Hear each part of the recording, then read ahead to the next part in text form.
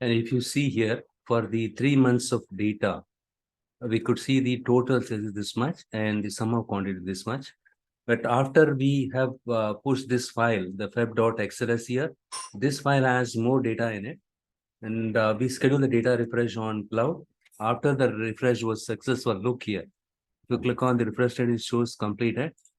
And if you go to the report and if you do the refresh here, you can see that 5,48,000 and 127, right? The quantity also got changed. So this concludes that our new file feb.csv got refreshed, which means the feb data got combined with the previously loaded 3 months data.